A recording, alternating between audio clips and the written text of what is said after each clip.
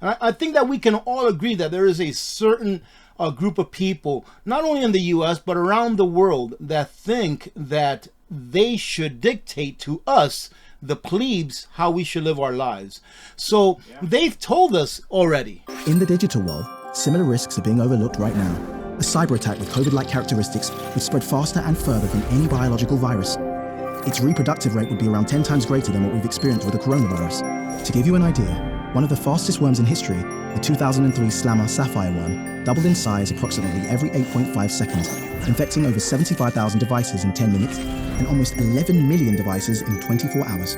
Fortunately, at least until now, cyber attacks have not impacted our health the way pandemics have, but the economic damages, and therefore the impact they have had on our daily lives, have been equal and sometimes even greater.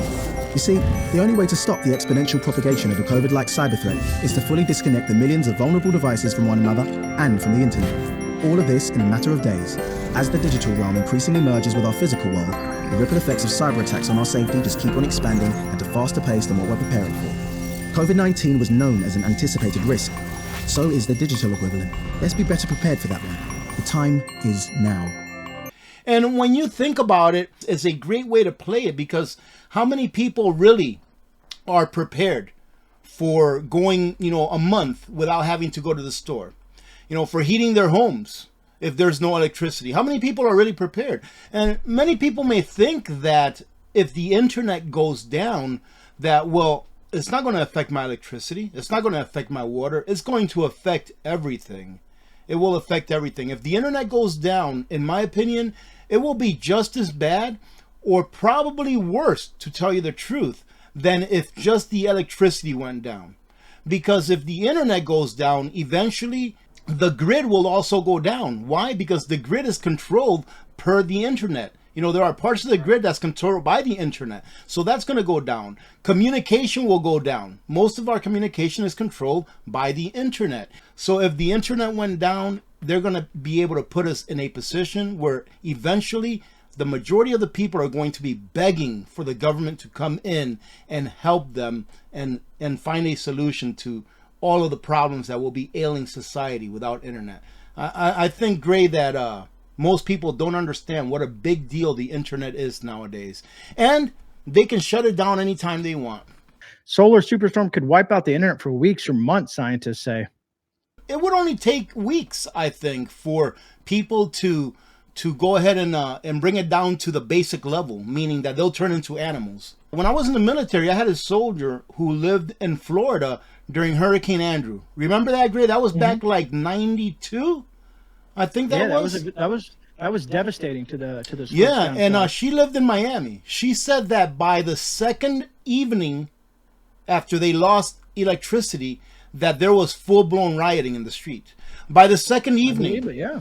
And what people don't understand is this. Most people would think, well, if we lose electricity, how is it that by the second evening or the second night people are rioting? Don't they have 3 days worth of food or a week's worth of food? Probably, but we are forgetting about the criminal element. Light is not good for criminals. They like the dark much better because they can get away with stuff in the dark much better. So just think about not having light for 1 or 2 days, how the criminal element is going to use that to their advantage. So, I mean, we can get into so many things. It's just being prepared in all of the ways that you possibly can. Because I believe, and look, ladies and gentlemen, I hope, and I'm sure that Gray feels the same way that I feel in this respect. I hope to God that none of this stuff ever happens. But yes, but we are in the middle of a cycle. We are in the middle of a cycle that will lead us into a new era in time. And when I say a new era in time, I mean it. I was talking to my wife here a few days ago, and I told her, I says, listen, in our lifetime, if you're in my cohort, like in your 40s or 50s, in our lifetime, I believe that these United States of America will end up being called by a different name. Now, I don't know when it's going to be. I don't know what's going to occur to make that happen. All I know is that cycles throughout the history of mankind have not lied. They've always not 100% repeated themselves, but they've often, come as close as you can come to repeating themselves. There's a cycle for everything.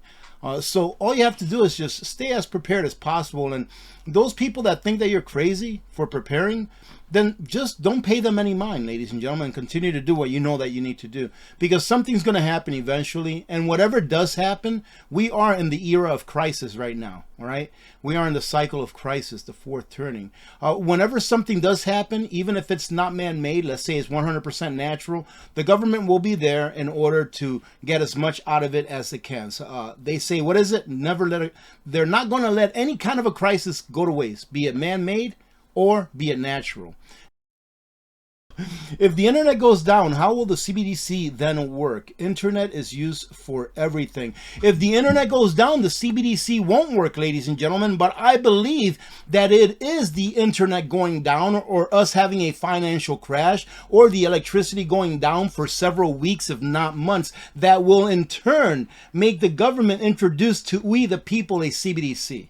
All right. So I don't think they plan on introducing a CBDC and then having the internet go down. I think that they plan on having us go through whatever crisis has been planned already and then introducing to us the CBDC. Look up Operation Northwood. Gray, I'm pretty sure that you know what Operation Northwood is, right? That I do. So people that say that things are never planned, that they just happen by happenstance. This health crisis that we just got over, it just happened by happenstance. Yes, ladies and gentlemen, now they're discovering that maybe it wasn't by happenstance.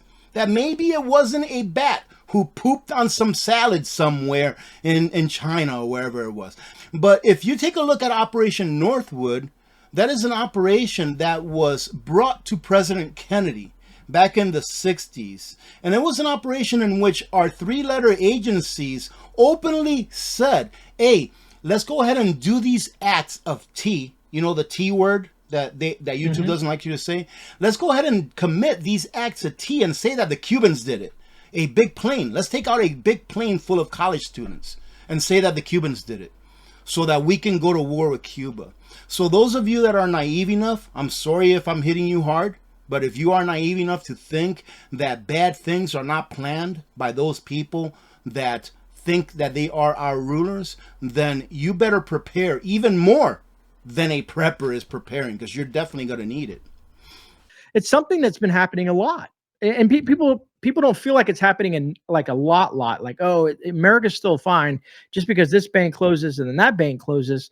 But I know you have a different take on this, Rudy, and that's kind of why I wanted to bring this up. In regards to Citizens Bank closing. I think it was November 3rd this bank got shut down. And believe it or not, if you read into it, most of the people associated with the bank, the patrons themselves, weren't notified until after the fact. Really? Wow. Yeah. Well, the thing is that, look, ladies and gentlemen, America is broke. The American people are broke, for the most part. The American government is definitely broke. The Treasury has, I think, a negative balance or something like that. The Federal Reserve has a negative balance right now, ladies and gentlemen. And people, when they take a look at America's finances, the United States, I mean by America, not the continent, but when they take a look at our finances, all they look is at the national debt. $33.7 trillion. That's all they look at. But they don't really look at the other things that really matter a lot. Like, for example, we have about 600 or so trillion dollars in derivatives, which are like bets, right? And how's that going to be paid off? How is that 600 and some trillion dollars in derivative ever going to be paid off when our M2 money supply, meaning that the money that we have in the system that we can use, only accounts for about 20 trillion? How in the world are we going to pay off the $211 trillion of unfunded liability when we continuously take out deficit spending or borrow in order to be able to do the things that the government wants to do on top of what we collect in taxes? We're never going to be able to pay all of this off. We are going to have to pay the piper sooner or later. Mathematics is going to get you one way or another, ladies and gentlemen. So the best thing that you can do is to get and stay prepared. I mean, I'm telling you, these times that we're living in now, there are going to be times where 30 years from now, if we're still alive, right? I'm sure many of us will still be alive. These are times that we're going to be talking about. Remember when? And yes, we made it through that. These are times we're going to be talking about, but only those that are prepared all right, that can see what's coming, that can actually listen to someone and not necessarily take their word for it, but go do your own research. Like, for example, right now I gave you a few numbers. I don't want you to believe me. Go to the national debt clock. All of the information there is gotten from the Federal Reserve. And go see that we are $33.7 trillion in debt nationally. All right. And go and take a look and see that we are $211 trillion as far as unfunded liabilities. And for those of you that don't know what unfunded liabilities are, it's like Social Security. They're future payments that the government has promised to the American people that it has not funded yet. That's what that is, ladies and gentlemen. And as far as the derivatives, almost $1 quadrillion, more than half of $1 quadrillion in derivatives. And it's funny, Gray, that I'm saying the word quadrillion, because 50 years ago, back in the early 70s, we hadn't even gotten up to $1 billion in our national debt 50 years ago. Yeah. And now we're talking about trillions. We're talking about that by 2033, we're going to be over $50 trillion in debt. And what do you think that's going to do to the taxes so that we can pay the interest on that debt? It's enslavement at a grander scale than what it is now. That's why they need to bring the CBDC in. That's why they have to have a crisis. That's why they have to have perpetual war, because we're in a debt-based system. That's why they have to bring in the CBDC, because if not, ladies and gentlemen, they will lose their power. Understand this, that as soon as a government loses its fiat currency, as soon as it loses the ability to control the fiat currency that its country uses, it will lose its ability to control the people. When a government uses fiat currency, it is the government that has the control. It has the power. However, when a government is forced to use real money, gold and silver, commodities, right? It is the people that have the power. Because the government can't just print money out of thin air, because it can't print gold, it can't print silver. Therefore, we the people will have the power, just like God intended it to be, by leaving us gold and silver in the ground so that we can labor for it and make it into what it is, real money. You know, another thing about these bank closures is that it's going to keep happening more and more. So right now, I think in the U.S., don't quote me on this, but I think it's in the 4,000 range number of banks that we have in the U.S. I think it's like 4,000 and change. Okay. Now, what do you think gives the Federal Reserve more control? More banks or less banks? You know, less banks. Yeah, absolutely. And every time that banks close, what happens to their liabilities and or assets? They get transferred to another bank. That other bank buys it, just like I think it was Silicon Savings Bank or Silicon's Bank or whatever it was up in California. Chase bought one of them. JP Morgan. JP Morgan bought their assets and liabilities, and they made a nice penny. They actually borrowed the money from the federal government, I believe. I think that's how it went. And they bought it. So they bought that with our money. This question was, how do you avoid CBDC when you get government or military recruitment or retirement benefits? You don't. You don't, ladies and gentlemen, and that's why. That's exactly why, right? Like for example, if we as a nation, if we as a people said, no, we're not going to do it, no matter what it costs me, then we would be very strong together.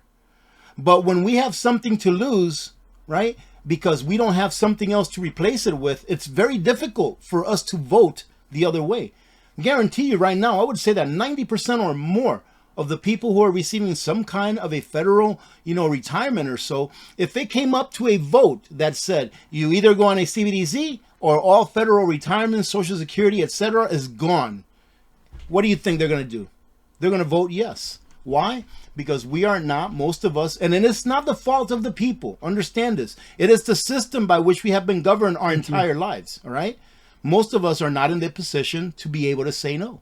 Most of us are not in a position where you can take care of yourselves and your needs for 6 months to a year, right? If most of us were, then most of us wouldn't have taken the juicy juice here 2.5, 3 years ago and wouldn't have done whatever it took to do, even though you didn't feel good about it, just so that you can keep your job. That's just the honest truth.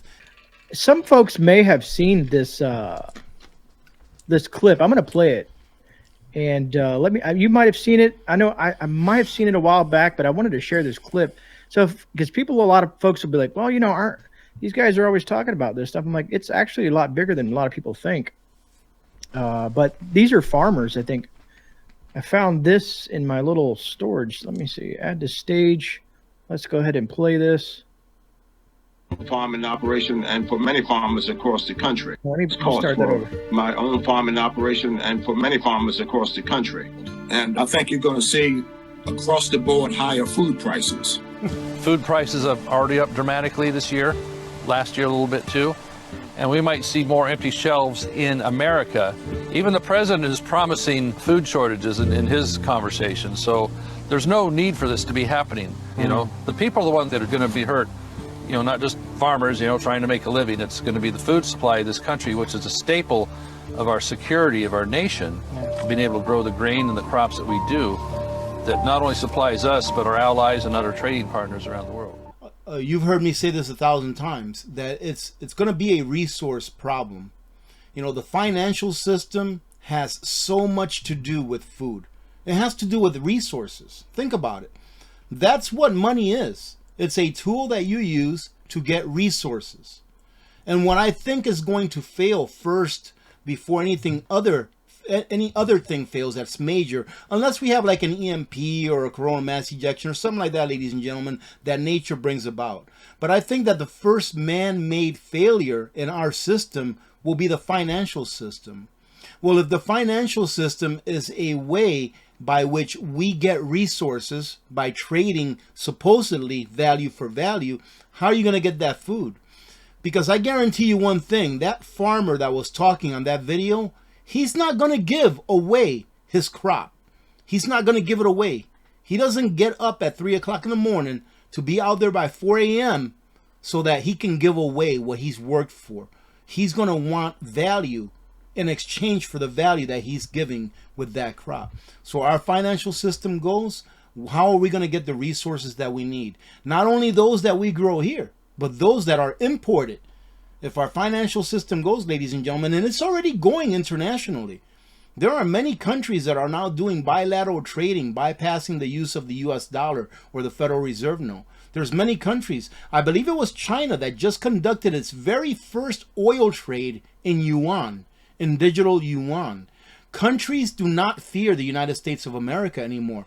There was a time where all we had to do was snap our fingers and says, wait a minute, what? You say you're going to go ahead and sell your oil in euros, Mr. Hussein? I don't think that's going to work, okay? Because I think I see some weapons of mass destruction right there that's behind your desk. So, ladies and gentlemen, countries no longer fear the United States of America is what I'm trying to say. And eventually we're going to be a result of our own creation. We created this system, and this system is going to go ahead and take us down. And that's going to happen. That's the thing. People don't understand this. It's going to happen. It doesn't matter what you do on a personal level. It doesn't matter what I do. The only thing that matters for us as far as what we do on a personal level is will we be able to make it to the other side whole instead of barely being able to make it. And that's why I prepare. Thank you for joining us during the apocalypse. All right, that's what this, ladies and gentlemen, for those of you that joined in not too long ago, this show is about the apocalypse, and this is why. Because, Gray, what is it that we do? We go over the news, right? So the apocalypse. Anything that's in the headlines. Yeah, the news going over the headlines. So the apocalypse is the revealing. So what we're doing to you is revealing what's going on in the world as we see it, from the headlines, and hopefully we will reveal enough to you to entertain you, number one, but number two, help you understand that you need to continue to prepare if you are preparing, and help you understand that you need to start preparing should you not be preparing yet. So thank you very much for joining us on the apocalypse, ladies and gentlemen. Gray, anything else? Well, this is your channel, so you sign off. I'll sign off us. Folks, remember, you are not alone. This is Gray Man and Rudy here, AP. Thank you for watching. God bless every one of you guys. Have a blessed evening, and we'll catch you guys on the rebound on Rudy's channel next Monday at 7 p.m. Eastern Standard Time. See you next week. God bless.